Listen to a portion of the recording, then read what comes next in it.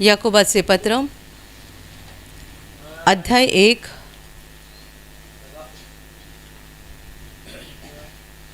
वचन 19 आणि 20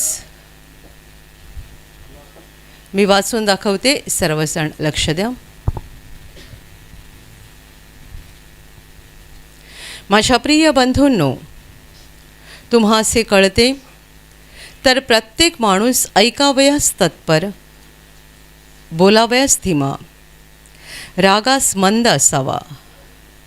कारण माणसाच्या रागाने देवाच्या नीतिमत्वाचे कार्य घडत नाही.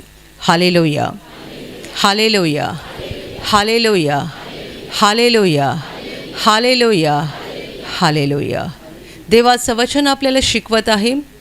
माझ्या प्रिय बंधूंनो, तुम्हास हे कळते तर प्रत्येक माणूस ऐकावयास तत्पर, बोलावयास धीमा आणि रागास मंद असावा. कारण माणसाच्या रागाने देवाच्या नीतिमत्वाचे कार्य घडत नाही. Hallelujah, hallelujah, hallelujah. माझ्या प्रिय भावांनो आणि बहिणींनो, ज्या वेळेला आपल्याला देवाची ओळख नव्हती, जिवंत देवापासून आपण दूर होतो, तेव्हा अंधाराने आपलं जीवन भरलेलं होतं आणि आपल्याला एकच समजत होतं की मला जे काही आवडतं किंवा मला जे काही बरं दिसतं त्याप्रमाणे मला वागायचं आहे. मग त्याचा दुसऱ्यावर काही वाईट परिणाम होतोय का? कुणाला काही त्रास होतोय का? कुणाला काही दुःख होतंय का? याचा कधी अंधारात असताना विचार पडत नाही. विचार एकच असतो की माझी इच्छा पूर्ण झाली पाहिजे आणि माझ्या मनासारखं सगळं काही झालं पाहिजे. तुम्ही येशूवर विश्वास ठेवण्याआधीचं तुमचं जीवन आठवा. तुम्ही काय विचार करत होतात? दुसऱ्यांचा नाही तर फक्त स्वतःचा विचार करत होतात. आपण सगळे तसेच होतो. अंधारात असताना आपण सगळे स्वतःचाच विचार करणारे लोक होतो. म्हणून आपण आपल्या बोलण्याद्वारे, वागण्याद्वारे, आपल्या जीवनाद्वारे आपण किती लोकांना त्रास देतो, किती लोकांना दुःख देतो आणि त्याची आपल्याला काहीही पर्वा नसते. Hallelujah, hallelujah, hallelujah. परंतु जेव्हा आपल्याला जिवंत देवाची ओळख होते, आपण देवाच्या राज्यामध्ये प्रवेश करतो, तेव्हा देवाचा प्रकाश आपल्या आत्म्यात येतो आणि आपल्याला समजायला लागतं. काय समजायला लागतं? की आपण जे काही होतो ते चुकीचे होतो, आपण जे काही होतो ते वाईट होतो आणि आता आपल्याला बदल केला पाहिजे, आपल्यात बदल घडत गेला पाहिजे. आणि हे खरं आहे. देवाची इच्छा आहे की आपल्यामध्ये हा बदल घडत जावा आणि आपण जे स्वार्थी होतो ते निस्वार्थी बनावे. आपण जे कठोर आणि दुसऱ्यांना त्रास देणारे होतो ते आता आपण सौम्य बनावं आणि दुसऱ्यांवर प्रेम करणारे लोक बनावं. हा आत्म्यातला बदल आहे आणि हा बदल देवाच्या प्रत्येक माणसामध्ये घडावा ही देवाची इच्छा आहे. आणि या बाबतीत नव्या करारात आपण पुष्कळ वचनं वाचतो की आपल्या आत्म्यामधील कसा बदल घडला पाहिजे आणि देवाला आपल्याकडून काय हवं आहे हे पवित्र आत्म्याने लिहून ठेवलेलं आहे. Hallelujah, hallelujah. आता त्या संदर्भात त्या बाबतीतच हे वचन आहे. वचन असं म्हणतं, प्रत्येक माणूस ऐकायला तत्पर म्हणजे लगेच ऐकणारा, बोलायला धीमा म्हणजे सावकाश, बोलायची घाई नाही करायची, ऐकायची घाई करायची पण बोलायची घाई करायची नाही, आणि रागास मंद असावा म्हणजे राग पटकन येऊ नये. राग आला हरकत नाही पण पटकन येऊ नये. रागास मंद असावा. वचन पुढे असं म्हणतं, कारण माणसाच्या रागाने देवाच्या नीतिमत्वाचे कार्य घडत नाही. एकसारखा राग येऊन आपण देवाची इच्छा पूर्ण करू शकत नाही आणि देवाच्या नीतिमत्वामध्ये, देवाच्या पवित्रतेमध्ये आपण वाढू शकत नाही. Hallelujah, hallelujah, hallelujah, hallelujah. माझ्या प्रिय भावांनो आणि बहिणींनो, प्रभू येशूकडे आल्यानंतर सगळ्यात पहिली गोष्ट आपल्या बाबतीत घडते ती म्हणजे आपल्याला आपल्या पापांची जाणीव होते, पश्चाताप बुद्धी मिळते. आपण आपल्या पापांसाठी रडतो, देवाकडे क्षमा मागतो आपल्या मनातला राग पण आपण काढतो. कोणाला क्षमा करण्याची गरज आहे त्यांना आपण क्षमासुद्धा करतो. आणि हे सगळं केल्यानंतर देव आपल्यावर दया करतो आणि आपल्याला पापांची क्षमा करतो. आता आपल्याला देवाने पापांची क्षमा केल्यानंतर हे जे आता आपलं जीवन सुरू झालेलं आहे, या जीवनामध्ये पुन्हा पुन्हा आपल्याला त्या घाणीत जायचं नाही आहे ज्याच्यातून देवाने आपल्याला बाहेर काढलं. तर आपल्याला स्वतःमध्ये हळूहळू बदल करत जाण्याची गरज आहे. Hallelujah, hallelujah. देव आपल्याला संपूर्ण मदत करतो, संपूर्ण. पण आपली तयारी पाहिजे देवाला सहकार्य करण्याची. देवाला आपल्याला बदलायचं असते, परंतु आपली तयारी पाहिजे. हालेलुया. देव हृदय कसं बदलतो याची मी खूप मोठमोठी उदाहरणं बघितली आहेत, खूप मोठी उदाहरणं. देवासाठी हृदय बदलणं ही सोपी गोष्ट आहे, कठीण गोष्ट नाही. देव आपल्यामध्ये बदल करायला आणि बदल घडवायला पूर्ण सहाय्य करतो, परंतु आपण देवाला सहाय्य करणं आणि देवाशी सहकार्य करणं गरजेचं असते. Hallelujah, hallelujah. तुमच्यामध्ये असा एखादा भाऊ असेल ज्याला एवढं भयानक दारूचं व्यसन होतं की त्याला त्यावेळेला असं वाटत होतं कोणी मला सोडवू शकत नाही, कोणीच नाही.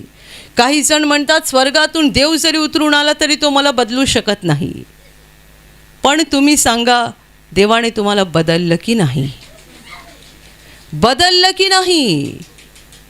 अशा काही ताई पण आहेत की त्यांना पण असं व्यसन होतं आणि किती प्रयत्न झाले, त्यांना स्वतःला पण इच्छा होती तरी सुटू शकत नव्हते. परंतु आत्ता अशी वेळ आली की देवाने तुमचं हृदय बदललं. Hallelujah, hallelujah. म्हणून देवाच्या या सामर्थ्यावर विश्वास ठेवा. आपण कसेही असू. काही लोक म्हणतात नाही नाही माझा जिभेवर ताबाच नाही आहे, काही म्हणतात माझा रागावर ताबाच नाही आहे. तुम्ही कसेही असा, जिभेवर ताबा नसेल, रागावर ताबा नसेल, भावनेवर ताबा नसेल, पण देवाच्या सामर्थ्यावर विश्वास ठेवा की देव तुम्हाला बदलू शकतो. संपूर्ण, पूर्णपणे, पूर्णपणे देव तुम्हाला पूर्णपणे बदलू शकतो. आपल्याला एकाच गोष्टीची गरज आहे, आपण देवाला सहकार्य केलं पाहिजे. जेव्हा एक माणूस प्रार्थनेला येतो आणि देवाला सांगतो, हे देवा मला या दारूच्या व्यसनातून सोडव, मी कंटाळलोय, वैतागलोय आणि मला माझ्याने काही होत नाही आहे, मी तुझ्याकडे विनंती करतोय की तू मला याच्यातून सोडव. तेव्हा देव त्याला सांगतो, मला पण तेच करायचं आहे, मला पण तुला व्यसनातून सोडवायचं आहे, ही माझी इच्छा आहे. पण आता तू पण मला मदत करतोस ना, तर आता मी तुला स्पर्श करतो आणि आता तुझं हे व्यसन कायमचं काढून टाकतो. आणि तेव्हा तो माणूस त्या व्यसनातून पूर्णतः मुक्त होतो, इतका की त्याला दारूचा किंवा त्या तंबाखूचा किंवा त्या विडीचा वाससुद्धा सहन होत नाही. Hallelujah, hallelujah, hallelujah, hallelujah. अगदी त्याप्रमाणे आपल्यामध्ये काहीही चुकीचा स्वभाव असेल तो काढून टाकायला आणि आपल्याला पूर्णपणे बदलायला देव समर्थ आहे. आपल्या स्वभावामध्ये एक फार मोठा बदल घडणं गरजेचं आहे, जे आज आपण वचनातून समजून घेणार आहोत. वचन असं म्हणतं की आपण ऐकायला तत्पर असलं पाहिजे, लगेच ऐकणारे, चांगले ऐकणारे असे आपण लोक बनायला पाहिजे. खरं म्हणजे आपला जो जुना स्वभाव असतो ना तो उलटा असतो. आपल्याला बोलायला खूप आवडते, दुसऱ्यांचं ऐकायला आवडत नाही. नेहमी वाटते तू गप्प बस, मी काय बोलतो ऐक, तू गप्प बस, मी काय बोलते ते ऐक. प्रत्येकाला वाटतं मी काय बोलत आहे ते समोरच्याने ऐकावं. किती वेळा एक जण बोलत असताना आपण पण पटपट पटपट बोलणं सुरू करतो, कारण आपण ऐकण्यामध्ये मंद आहोत. आपल्याला ऐकायला आवडत नाही, बोलायला आवडतं.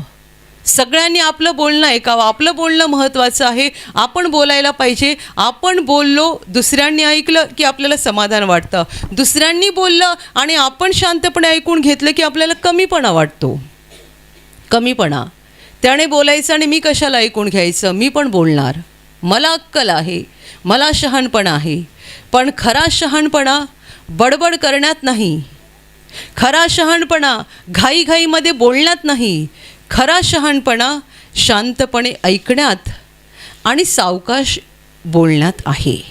हालेलुया, हालेलुया, वचन म्हणतं ऐकायला तत्पर, ऐकायला तत्पर, बोलायला धीमे. म्हणजे बोलायला सावकाश असा. तोंडात आलं म्हणून पटकन बोलू नका, बोलायची घाई करू नका, बोलताना विचार करून बोला. शब्द आपल्या तोंडातून निघणारे फार महत्त्वाचे असतात, लक्षात ठेवा. तोंडातून निघणारे शब्द फार महत्त्वाचे असतात. येशू ख्रिस्त म्हणाला, तुम्ही जसं बोलाल तसं घडेल. म्हणून आपण जर चांगलं बोललो तर चांगलं घडेल, आपण वाईट बोललो तर वाईट घडणार. आपल्याला असं वाटतं, गेलो मी बोलून, माझ्या तोंडात आलं मी बोललो, माझ्या तोंडात आलं मी बोलले. तसं नाही चालत. शब्द सांभाळून तोंडातून काढायचे असतात. म्हणून येशू असंही म्हणाला, माणसे जो जो व्यर्थ शब्द बोलतील त्याचा हिशोब त्यांना न्यायाच्या दिवशी द्यावा लागेल. तोंडातून निघालेला व्यर्थ शब्द, त्याचा हिशोबसुद्धा न्यायाच्या दिवशी आपल्याकडून घेतला जाईल, असं देवाचं वचन येशू ख्रिस्त स्वतः आपल्याला सांगत आहे. त्यामुळे तोंडातून शब्द पटापट काढायचे नसतात. माणसाने बोलायला विचार करून बोलायला पाहिजे, सावकाश बोलायला पाहिजे, ऐकायला मात्र तत्पर असायला पाहिजे. Hallelujah, hallelujah, hallelujah, hallelujah. आणि वचनाचा तिसरा भाग म्हणतोय, रागास मंद असावे. मंद म्हणजे ज्याला पटकन राग येत नाही. राग सगळ्यांना येतो, राग अजिबात येत नाही अशी व्यक्ती जगात नाही आहे. सगळ्यांना राग येतो. परंतु आपण जर देवाचे लोक आहोत तर आपल्यामध्ये एक हा मोठा बदल घडला पाहिजे की आपल्याला पटकन राग येता कामा नये, चटकन राग येता कामा नये. आपल्याला राग पण सावकाश, उशिराने आला पाहिजे. हालेलुया. कारण वचन असं म्हणतं, माणसाच्या रागाने देवाच्या नीतिमत्वाचे कार्य घडत नाही. आपण खूप रागावलो तर आपण स्वतःचं खूप नुकसान करतो, लक्षात ठेवा. खूप रागावलो ना तर आपण स्वतःचं खूप नुकसान करतो. खरं तर पुष्कळ लोकांना हेच कळत नाही आहे की आपला सततचा राग हाच सैतानासाठी एक मोठा उघडा दरवाजा बनतो, ज्याच्यातून त्याला आत येऊन काम करायची संधी मिळते.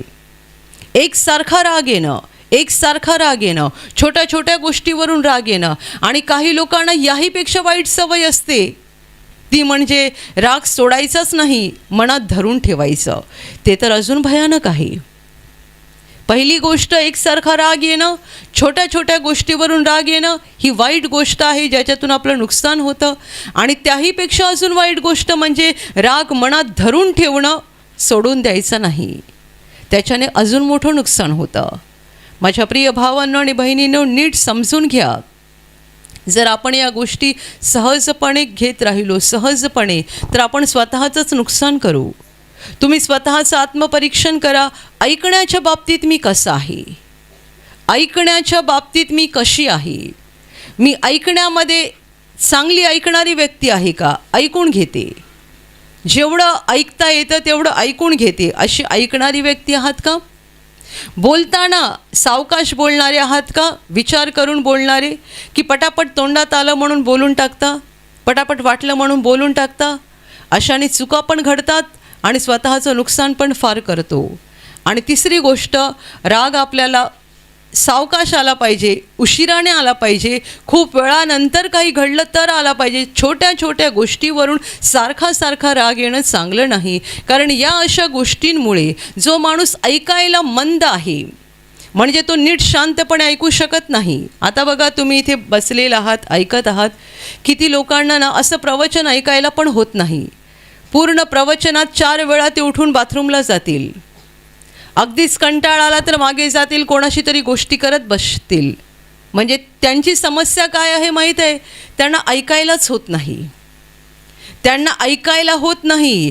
त्यांना बोलायला खूप वाटते पण ऐकायला होत नाही. अशाने ते स्वतःच्या आत्म्याचं नुकसान करतात. दुसरी गोष्ट, बोलण्याच्या बाबतीत विचार करून बोलणारे लोक असायला पाहिजेत. काहीही बोलायचं, काहीही प्रतिक्रिया द्यायची, पटापट पटापट बोलत राहायचं. काही ऐकलं की पटकन बोलायचं. 2 शब्द ऐकले की 10 शब्द आपण त्यावर बोलायचे. चुकीचं आहे. अशाने आपण स्वतःचं नुकसान करतो. आणि तिसरी गोष्ट, पटापट राग येऊ नये. रागाने सुद्धा आपण स्वतःचं फार मोठं नुकसान करतो. Hallelujah, hallelujah, hallelujah. आता आपल्यामध्ये हे बदल घडण्यासाठी आपण काय केलं पाहिजे? सगळ्यात पहिली गोष्ट आपली स्वतःची इच्छा असली पाहिजे. इच्छा. देव कोणत्याही माणसाला बळजबरी करत नाही. देव कोणत्याच माणसाला सक्ती करत नाही. तो आपल्याला सांगतो तुला काय पाहिजे ते तू कर. आपली इच्छा पाहिजे. देवाला जर माझ्याकडून असा स्वभाव हवा आहे तर मला पण माझ्यात तसा स्वभाव घडवायचा आहे. मी ऐकणारी एक चांगली व्यक्ती बनली पाहिजे.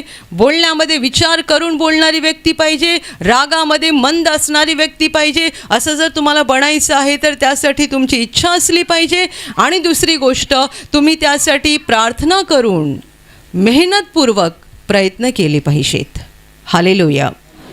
हालेलुया. हालेलुया. हालेलुया. आणि त्याची सुरुवात तुमच्या कुटुंबातून होईल, बाहेरून नाही. लक्षात ठेवा, घरातून पहिली सुरुवात होते. कारण काही लोक बाहेरच्यांशी खूप गोडगोड बोलतात, राग आला तरी दाखवून देत नाही. पण माणसाचं खरं रूप कुठे दिसतं माहीत आहे ना? त्याच्याच कुटुंबामध्ये, त्याच्याच घरामध्ये. एखाद्या मुलीच्या बाबतीत बाहेरचे लोक चांगली साक्ष देतात. काही चांगली मुलगी आहे ना, किती गोड बोलते. तिच्या घरच्यांना सांगा, घरचे म्हणतील एकदा जर आमच्या घरी येऊन बघा, मग तुम्हाला कळेल. हालेलुया. हालेलुया. आपला खरा स्वभाव आपल्या घरामध्ये प्रकट होतो. आपले मित्र आपल्याला खूप चांगलं समजतात. आपले नातेवाईक पण कधी कधी चांगलं समजतात. बाहेरचे आपले ओळखीचे लोक आपल्याला चांगलं समजतात. पण आपलं खरं रूप आपल्या घरातून प्रकट व्हायला सुरुवात होते. आणि म्हणून आपला बदल घरातूनच झाला पाहिजे. घरातून. प्रत्येक स्त्रीमध्ये, प्रत्येक पुरुषामध्ये, प्रत्येक तरुण मुलीमध्ये, प्रत्येक तरुण मुलामध्ये, प्रत्येक बालकामध्ये हा बदल घडत गेला पाहिजे. कारण लक्षात ठेवा, देवाने आपल्याला अशुद्ध बनण्यासाठी नाही तर पवित्र बनण्यासाठी बोलावलं आहे. देवाने आपल्याला मळकटत जायला नाही तर दिवसेंदिवस स्वतःला अधिकाधिक शुद्ध, अधिकाधिक नीतिमान, अधिकाधिक पवित्र करण्यासाठी बोलावलं आहे. आणि ती देवाची आपल्या बाबतीत इच्छा आहे. देवाचं वचन म्हणतं की देवाने तुम्हाला अशुद्धतेसाठी नाही तर पवित्रतेसाठी पाचारण केलं आहे. देवाची इच्छा आहे की जसा तो आहे तसं आपण बनलं पाहिजे. हालेलुया. हालेलुया. हालेलुया. हालेलुया. माझ्या प्रिय भावांनो आणि बहिणींनो, आणि म्हणून स्वतःच्या हृदयात पहिली इच्छा निर्माण करा. माझं वागणं देवाला आवडेल असं असलं पाहिजे. मी बोलायला घाई करता कामा नये. खूप सारं गाडाभर बोलता कामा नये. जेवढं आवश्यक तेवढं बोलावं. जेवढं गरजेचं आहे तेवढं बोलावं. विचार करून बोलावं. शब्द मोजके तोंडातून बाहेर काढावेत. जास्त बोलत राहू नये. वायफळ बडबड करू नये. कारण खूप शब्द तोंडातून काढले तर त्याच्याने आमचं नुकसान पण होतं. म्हणून मोजके शब्द बोलावेत आणि विचार करून बोलावं. हालेलुया. काही लोक तासन तास फोनवर बोलत असतात. तासन तास. मी अशा लोकांना बघितलं आहे. एक फोन झाला की दुसरा फोन, दुसऱ्याचा झाला की तिसरा फोन, आणि तासन तास ते फोनवर बोलत असतात. त्यांना विषय संपत नाहीत आणि त्यांना वेळ कसा पुरतो हेही मला समजत नाही. बोलतच असतात, बोलतच असतात, बोलतच असतात. पण अशा लोकांच्या बाबतीत मी एक गोष्ट बघितली आहे, त्यांच्या हृदयात कधीच शांती नसते. कधीच शांती नसते. एक पती पत्नी माझ्या समोर आले. किती वर्षे ते विश्वासामध्ये आहेत, पण दोघांची सारखी भांडणं. भांडणाची खूप काही कारणं. त्यातलं एक कारण, नवरा म्हणतो माझी बायको तासन तास फोनवर बोलत असते. माहेरी फोन करणार, 2 तास आईबरोबर बोलेल, 1 तास भावाशी बोलेल. चालूच असतात. तासन तास ती फोनवर असते. मी कामावरून आलो, थकलेलो असतो, तिला मी म्हणतो पहिले आपण जेवूया आणि मग तू बोलणं सुरू ठेव. 1 तास झाला, 1.5 तास झाला तरी आईशी बोलणं तिचं संपतच नाही आहे. आणि मग काय होतं? भांडणं होतात. जिथे खूप वाचाळता असते तिथे खूप पापं घडतात. मी नाही म्हणत, देवाचं वचन म्हणतं. नीतिसूत्रे म्हणतं, जिथे वाचाळता फार आहे तिकडे पापाला तोटा नाही आहे. खूप बडबड असली की खूप पापं घडतात. हालेलुया. हालेलुया. हालेलुया. तासन तास फोनवर बोलत राहणारे लोक आत्म्यामध्ये सगळी शांती हरवून बसतात. त्यांना काहीही शांती नसते. हालेलुया.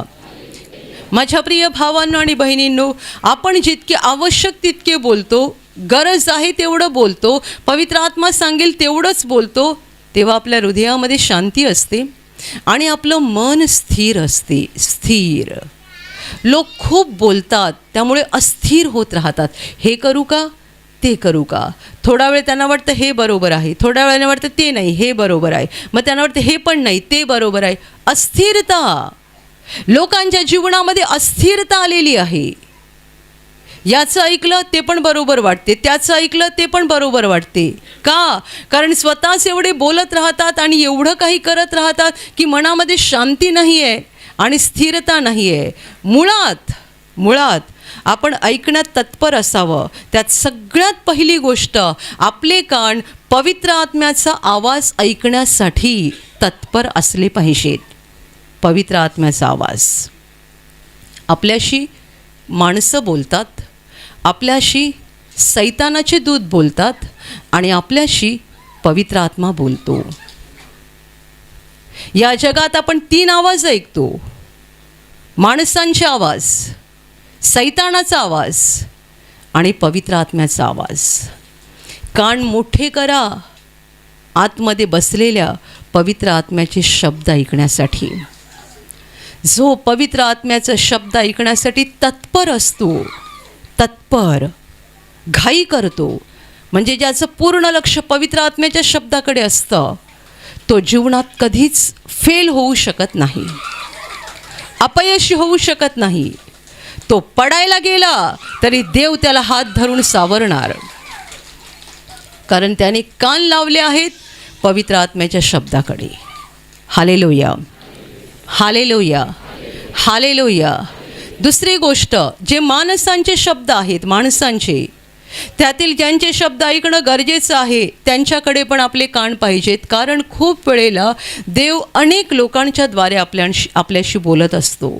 माणसाच्या शब्दाकडे आपले कान असले पाहिजेत. आणि त्यात अजून एक महत्त्वाची गोष्ट आहे, काही वेळेला आपल्याला ऐकणं भाग पडतं, म्हणजे आपल्याला माहीत आहे देवाचे शब्द नाही आहेत, पण ऐकणं भाग पडतं, म्हणून शांतपणे आणि गपचूप राहायचं असते.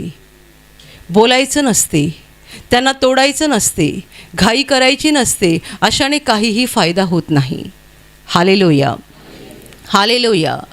हालेलुया. स्वतःमध्ये हा बदल करा. आजपर्यंत तुम्ही असे लोक असाल, कोणाचं ऐकत नाही, काही नाही, बोलत राहताय.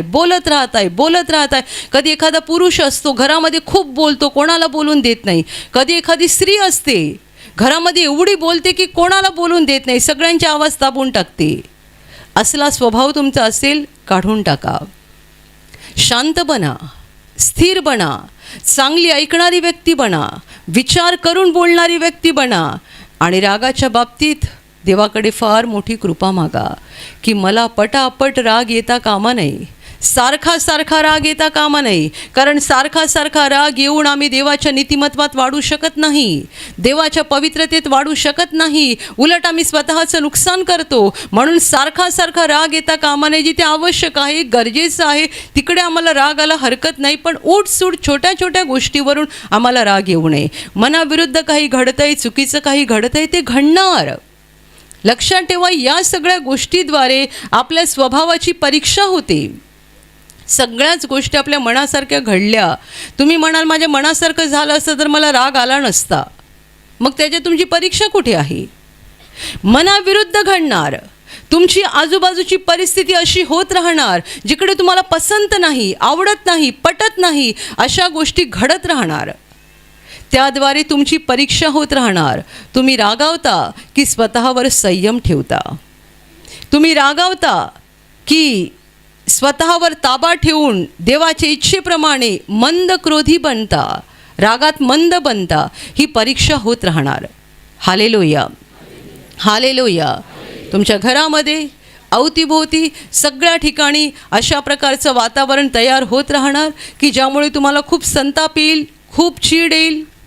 कधी कधी आपल्या आजूबाजूची माणसंच अशी वागतात, असं काही करतात की सहनच होत नाही, सहनच होत नाही. एखाद्या बंधूला आपल्या बायकोचं वागणं आवडत नाही, त्याला सारखा राग येतो, सारखा राग येतो. एखाद्या बहिणीला आपल्या नवऱ्याचं वागणं आवडत नाही, तिला सारखा राग येतो.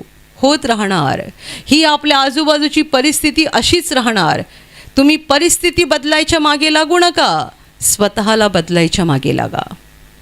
तुमच्या आजूबाजूची परिस्थिती बदलायच्या मागे लागू नका. हा बदलला पाहिजे, ती बदलली पाहिजे, हे बदलले तर माझा राग कमी होईल, तो बदलला तर माझा राग कमी होईल, हा सुधारला तर माझा राग कमी होईल, हे नका बघू. स्वतःमध्ये बदल करा. Hallelujah, hallelujah. कठीण स्थितीत सुद्धा देव आपल्याला शांती देऊ शकतो. येशू ख्रिस्त क्रूसावर तडफडत असताना केवढा शांत होता आणि किती शांतपणे त्याने त्याच्या मारेकऱ्यांना क्षमा केली, किती शांतपणे त्यांच्यासाठी प्रार्थना केली. आपण कितीही कठीण स्थितीमध्ये असलो, कितीही कठीण स्थितीत, त्याही स्थितीत देव आपल्याला शांती देऊ शकतो. म्हणून नेहमीच निमित्त घेऊ नका की माझ्या आजूबाजूची परिस्थितीच अशी आहे किंवा माझ्या बाजूचे लोकच असे आहेत जे असे वागतात, जे मला संताप आणतात, ज्यांच्यामुळे मला राग येतो, ज्यांच्यामुळे मला स्वतःवर ताबा राहत नाही. नाही, आम्ही पहिलं स्वतःला बदलायचं आहे. वचन आम्हाला स्वतःमध्ये बदल करण्यासाठी सांगत आहे की आपण रागास मंद असावे, कारण आपल्या रागाने देवाच्या नीतिमत्वाचे कार्य घडू शकत नाही. Hallelujah, hallelujah, hallelujah, hallelujah. माझ्या प्रिय भावांनो आणि बहिणींनो, देव खूप चांगला आहे. आपल्यापैकी प्रत्येकावर तो प्रेम करतो, त्याला आपली काळजी आहे. तो आपल्या शरीराची काळजी घेतो आणि त्याहीपेक्षा तो आपल्या आत्म्याची काळजी घेतो. देव आपल्या आत्म्याची काळजी घेतो. देवाला आपला आत्मा नीट करायचा आहे, चांगला करायचा आहे. का सांगा? कारण त्याला आपल्या आत्म्याला स्वर्गात घ्यायचं आहे. आपण कशाला सांभाळतो? शरीराला. रोज आपण आंघोळ घालतो, रोज आपण शरीराला स्वच्छ ठेवतो, रोज आपण आपले कपडे धुतो आणि काही लोकांना नटायला थटायला पण आवडतं, स्वतःच्या शरीराला सजवायला आवडतं. रोज आपण अशा रीतीने आपल्या शरीराची काळजी घेतो. खाणं पिणं पण सांभाळतो. हे खायचं नाही, ते खायचं नाही, हे एवढंच खायचं, ते तेवढंच खायचं. आपण आपल्या शरीराला खूप सांभाळतो. देव आपल्या आत्म्याला जास्त सांभाळतो, कारण शरीर तुम्ही कितीही सांभाळलं तरी एक दिवस त्याची माती होणार आहे. तुमचं सुंदर शरीर, देखणं शरीर, मजबूत शरीर, आवडतं शरीर, एक दिवस त्याची माती होणारच आहे. तुम्ही सुंदर असाल, गोरेपान असाल, लोक तुमच्याकडे बघून बोलत असतील, काय बाई आहे, काय पुरुष आहे, किती भारी दिसतो, किती भारी दिसते. 4 दिवस आहे ते, नंतर आपलं शरीर मातीत जाणार. हा गोरा रंग माती मोल होणार, हे सौंदर्य माती मोल होणार. या शरीराला आपण एवढे जपतो, पण हे शरीर किती दिवसाचं आहे सांगा? 50 वर्षाचं, 40 वर्षाचं, जास्तीत जास्त 100 वर्षाचं, अजून किती. हालेलुया.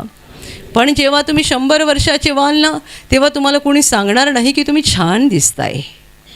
सांगतं का? 100 वर्षाचा म्हातारा आपल्या तरुणपणाचा फोटो दाखवून सांगतो, बघा मी असा दिसत होतो. भूतकाळात जमा झाला. 90 वर्षाची म्हातारी बाई आपल्या 25 वर्षाचा तरुणपणाचा फोटो दाखवून सांगू शकते, बघा मी एवढी छान दिसत होते. आणि आपण पण बघून म्हणतो, वा एवढी सुंदर दिसत होती. पण ते कुठे गेलं? भूतकाळात जमा झालं. आत्ता कशी दिसते? आता गाल आत गेले आहेत, दात पडल्यात, सुरकुत्या पडल्यात, कमरेतून वाकले आहे, बोलताना घसा घरघरतो, कफ जमा झाला आहे ना, घसा घरघरतो, बोलताना दम लागतो, चालताना दम लागतो. ते सौंदर्य आमच्या फोटोतच राहिलं. आणि आता तुम्ही मोबाईलवर शूटिंग करून ठेवू शकता. जे 25 वर्षाचे आहेत, 30 वर्षाचे आहेत, तुम्ही मोबाईलवर आपलं छान रेकॉर्डिंग करून ठेवा, आम्ही आता किती छान छान दिसतोय, सुंदर दिसतोय. पुढच्या 25 वर्षाने जग राहिलं तर तुमच्या मोबाईलमधला फोटो बघा आणि सांगा, कुठे गेलं हे, कुठे गेलं हे. Hallelujah, hallelujah. आपण गाणं गातो ना, येशू का नाम सुखदाई, भजन करो भाई, ये जीवन 2 दिन का. 2 दिवसाचं जीवन आहे. तुम्ही आज तुमच्या तारुण्याचे फोटो काढून ठेवा आणि व्हिडिओ करून ठेवा. 25 वर्षाने बघाल ना, तेव्हा एवढं दुःख होईल, मी कसा होतो, मी कशी होते. Hallelujah, hallelujah. आपण स्वतःला सांभाळू शकतो का सांगा? केस पांढरे व्हायला लागले, तुम्ही थांबवू शकता? शरीर फुगत चाललं, तुम्ही थांबवू शकता? शरीर हडकुळं होत चाललं, तुम्ही थांबवू शकता? डोळ्यांची दृष्टी कमी व्हायला लागली, तुम्ही थांबवू शकता का? काय आहे आपल्या हातात सांगा? काहीच नाही आहे. ये जीवन है 2 दिन का. आमचं जीवन 2 दिवसाचं आहे. सौंदर्य 2 दिवसाचं आहे.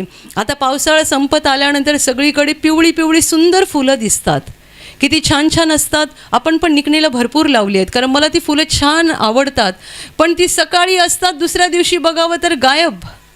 आणि जसा पावसाळा संपेल तशी ती झाडं पण गायब होऊन जातील. अगदी त्याप्रमाणे आपलं जीवन आहे. ती फुलं आपण सकाळी म्हणतो, वा छान छान छान सुंदर फुलं आहेत. 2 दिवसांनी बघावं तर ती फुलं म्हातारी होऊन गळून गेलेली असतात. तसं आपलं जीवन आहे. म्हणून शरीराकडे आवश्यक तेवढंच लक्ष द्या आणि आत्म्याकडे लक्ष पुरवा. देवाला आपला आत्मा चांगला करायचा आहे. मी सुंदर दिसली पाहिजे, मी सुंदर दिसायला पाहिजे, 4 लोक माझ्याकडे बघायला पाहिजेत, 4 लोकांनी माझी स्तुती करायला पाहिजे. असले मूर्खपणाचे विचार तुमच्या मनातून काढून टाका. हे मूर्खपणाचे विचार आहेत. लोकांनी मला लोकांसमोर मी चांगलं दिसायला पाहिजे, लोकांनी मला चांगलं बोलायला पाहिजे, लोकांनी माझी स्तुती करायला पाहिजे. हे मूर्खपणाचे विचार आहेत. काढून टाका हे विचार. आत्मा सुंदर करा, आत्मा चांगला करा. कारण आपल्याला माणसाकडून वाहवा करून घ्यायची नाही आहे. आपल्याला वाहवा आणि प्रशंसा देवाकडून पाहिजे. देवाने सांगितलं पाहिजे, शाब्बास तू माझ्या मनासारखं जगलास, शाब्बास तू माझ्या मनासारखी जगलीस. जेव्हा या पृथ्वीवरचं आपलं जीवन संपेल आणि आपण देवासमोर जाऊन उभे राहू, तेव्हा देवाने कौतुकाने आपल्या पाठीवर थापडलं पाहिजे आणि सांगितलं पाहिजे, बाळा छान जगलास, मुली छान जगलीस, तुला मी पृथ्वीवर पाठवल्याचं मला समाधान वाटतं, कारण तू मला आवडेल असं जीवन जगून परत आलास. Hallelujah, hallelujah, hallelujah. आत्म्याकडे लक्ष द्या. देवाला काय हवं आहे ते करा. तुम्हाला मी आज 3 गोष्टी शिकवल्या. पहिली गोष्ट, ऐकायला तत्पर, म्हणजे ऐकण्यासाठी चांगले लोक असले पाहिजे, ऐकण्याची तयारी ठेवा. दुसरी गोष्ट, बोलताना कमी बोला, विचार करून बोला, आवश्यक तेवढं बोला. खूप बडबड करू नका. खूप बडबड करून आपण स्वतःचं नुकसान करतो. आणि तिसरी गोष्ट, रागास मंद व्हा. सारखे सारखे राग येणारे लोक बनू नका. आणि जर तुमचा राग मनात टिकून राहतोय तर ती अजून भयानक गोष्ट आहे. त्यातून मुक्ती मिळावी म्हणून रडून प्रार्थना करा. हे 3 स्वभाव तुमच्यात यावेत म्हणून खूप प्रयत्न करा. मी तर तुम्हाला सांगेन, उपवास करून पण प्रार्थना करा. आत्म्यात बदल घडवण्यासाठी उपवास करा, शरीराचा त्याग करा. लोक आजारातून बरे व्हायला उपवास करतात, चांगली गोष्ट आहे. एखाद्या संकटातून दुःखातून बाहेर पडण्यासाठी उपवास करून प्रार्थना करतात, चांगली गोष्ट आहे. पण मी तुम्हाला सांगते, आत्म्यासाठी पण उपवास करून प्रार्थना करा. आत्म्यामध्ये बदल घडावा, देवाला हवा तसा आपला आत्मा घडावा म्हणून उपवास करून पण प्रार्थना करा. मेहनत घ्या. कारण आपल्याला शाबासकी जगाकडून नको आहे, माणसांकडून नको आहे. आपल्याला शाबासकी देवाकडून हवी आहे. Hallelujah, hallelujah, hallelujah, hallelujah. ताई, तुमचं नाव सांगा. माझं मंदाकिनी आहे. आणि काय झालं होतं तुम्हाला? माझे गेल्या वर्षीपासून हे दोन्ही दाढ खूप दुखत होते आणि मला जेवण पण नाही व्हायचं आणि पाणी पण प्यायची तर झोंबायचं, थंड पाणी प्यायची तर खूप त्रास व्हायचा. तर प्रभूकडे मी प्रार्थना करत राहिली तरी पण मला काय त्रास कमी नाही व्हायचा. मग एक दिवस शिष्टांनी प्रार्थना अशी केली की तुम्ही ज्यांना दाताचा दुखावा आहे त्या दातावर तुम्ही हात ठेवा. तर ते पण वरतून नाही पण आतून हात ठेवा. मग मी दोन्ही दातावर, या दाढीवर हात ठेवला. इसी क्षण प्रभु का स्पर्श आपको हो जाए. जितने सारे भाइयों को, बहनों को दांत की समस्या है, प्रभु यीशु के नाम से हे दर्द की आत्मा मैं तुझे आज्ञा दे रही हूँ, निकल जाओ. दांतों की समस्या देने वाली सारी बुरी आत्माओं, यीशु के नाम से मैं तुम्हें आज्ञा दे रही हूँ, निकल जाओ. प्रभु का सामर्थ्य आपके ऊपर आ जाए और प्रभु के सामर्थ्य के द्वारा आपके दांत ठीक हो जाए, आपकी मसूड़े ठीक हो जाए. यीशु के नाम से पूरी तरह से चंगाई पाओ. आमीन.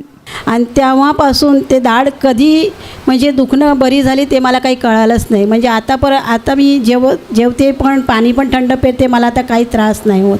तुम्ही म्हणतात कधीपासून हा त्रास होता? गेल्या वर्षीपासून. गेल्या वर्षीपासून. आणि जेव्हा सिस्टरने दाताविषयी विशेष प्रार्थना केली त्यावेळीपासून तुमचा त्रास हळूहळू निघत गेला. आणि आता तुम्हाला काहीच त्रास होत नाही? काहीच त्रास नाही. जेवता थंड गरम सर्व खातात, काही त्रास होत नाही? हां, सगळं थंड गरम सगळं खाते, आता काही त्रास होत. प्रभूने बरं केलेलं आहे.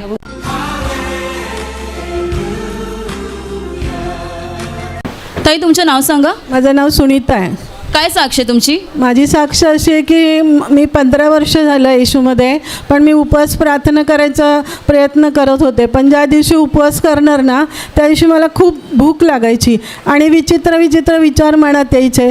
मग मी तो रागाने उपवास जेवून घ्यायची, खायची वगैरे, उपवास व्हायचंच नाही. पण गेल्या रविवारी सिस्टरांनी ते सूचना दिली की शुक्रवारी पवित्र आत्म्याची प्रार्थना आहे म्हणून.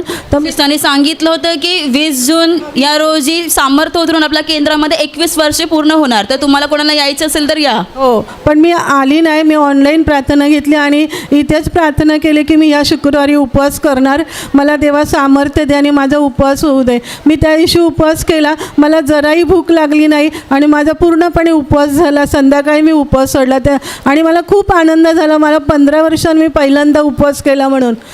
15 वर्षामध्ये तुम्ही पहिल्यांदा उपवास पूर्ण केले. एरवी तुम्हाला भूक लागायची, तुम्ही उपवास सोडून द्यायचे. हो, त्या दिवशी तर भूक लागलीच नाही, पण आजपर्यंत मला भूक नाही आहे. आतापर्यंत तुम्हाला भूक असं काही जाणवत नाही? नाही, भूक लागतच नाही आहे. त्यामुळे काय अशक्तपणा वगैरे? नाही, जराही काहीच नाही. देवाने तुम्हाला सामर्थ्याने भरून काढलं. हो, मी देवाने ठाण्यावरून रिक्षाने यायची नेहमी, पण मी आता एसटीने येते, तरीही मला काही त्रास नाही झाला. तरी काही त्रास नाही. आणि दुसरी माझी साक्ष आहे, माझ्या भाच्याला ॲडमिशन हवं होतं, पण त्याला कॉलेजमध्ये नाही पाठवायचं, प्रायव्हेट ॲडमिशन हवं होतं. तसं कुठे मिळेल म्हणून मी प्रार्थना करतच होती आणि आपली प्रार्थना ऑनलाईन चालूच होती. तेव्हाच माझ्या मनात आलं की तिथे लक्ष्मी कॉलेज आहे, तिथे फोन करा म्हणून. मी तो नंबर मिळवला आणि 3 हे आपलं वचन आहेत ना, ती बोलत बोलत प्रार्थना केली.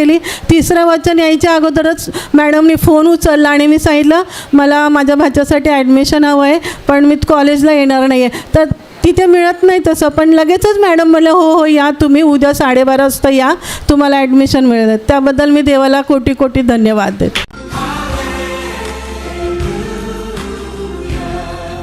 माझा 1 हप्ता झाला उजवी बाजू डोक्याची एवढी त्रास होत होता की हे मानेपर्यंत इजा होत होती की असं कोणतरी माझ्या डोक्यामध्ये मारले तसं होत होतं.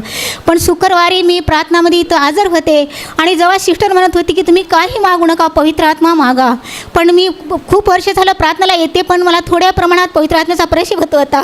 पण त्या दिवशी मोठ्या प्रमाणात देवाचं सामर्थ्य माझ्यावर आलं आणि त्या क्षणाला माझ्या डोक्याच्या वेदना थांबून गेल्या. म्हणून प्रभू येशूला धन्यवाद देते, कोटी कोटी मी त्याचे आभार मानते. 8 दिवस तुम्हाला सतत अर्ध डोकं दुखायचा. सतत म्हणजे ही बाजू माझी सुजली होती आणि असं काही कोणी छंडीने माझ्या डोक्यामध्ये मारते असं दुखत होतं.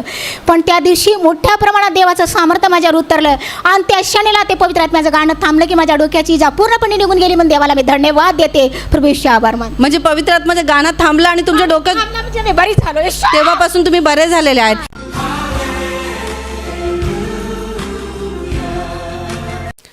आणि आता मी तुमच्यासाठी प्रार्थना करणार आहे. पूर्ण विश्वास ठेवा की प्रभू येशू एका क्षणात तुम्हाला स्पर्श करून बरं करेल. एका क्षणात तो तुमच्या जीवनातलं दुःख काढून टाकेल, कारण प्रभू आजही जिवंत आहे. 2000 वर्षांपूर्वी तो देहरूपात या जगात होता. आज देहरूपात नाही आहे, पण आत्म्याच्या रूपाने आहे. आणि जिथे जिथे लोक त्याच्यावर विश्वास ठेवतात आणि विश्वासाने त्याला हाक मारतात, तिकडे तिकडे तो त्यांच्या अगदी जवळ असतो. त्यांना बरं करायला, त्यांना आनंदित करायला आणि त्यांना सैतानाच्या हातातून सोडवायला तो नेहमीच तयार असतो. म्हणून विश्वास ठेवा, प्रभू इथे आहे. तो तुम्हाला स्पर्श करेल आणि तुमचं जीवन बदलून टाकेल. जिथे तुम्हाला आजार आहे तिथे विश्वासाने हात ठेवा आणि तिथे हात ठेवणं शक्य नसेल तर छातीवर हात ठेवा. प्रभू येशूच्या नावाने या क्षणाला तुमच्या शरीरातले सगळे आजार नष्ट होत. प्रभू येशूच्या नावाने तुमच्या जीवनातील सगळी दुःख निघून जावोत. सैतानाची सर्व कामं तुमच्या घरातून आणि तुमच्या कुटुंबातून प्रभू येशूच्या नावाने पूर्णपणे नष्ट होत. सर्व शुद्धात्म्यांनो, प्रभू येशूच्या नावाने मी तुम्हाला आज्ञा देत आहे, या क्षणाला यांना सोडून निघून जा आणि पुन्हा त्यांच्यात शिरू नका. प्रभूचं महान सामर्थ्य तुमच्यावर येऊ, पवित्र आत्मा तुमच्यावर येऊ, पवित्र आत्म्याचा आनंद तुमच्या जीवनात येऊ, पवित्र आत्म्याची शांती तुमच्या हृदयात येऊ आणि तुमचं जीवन स्वर्गीय प्रकाशाने भरून जावो. आमीन.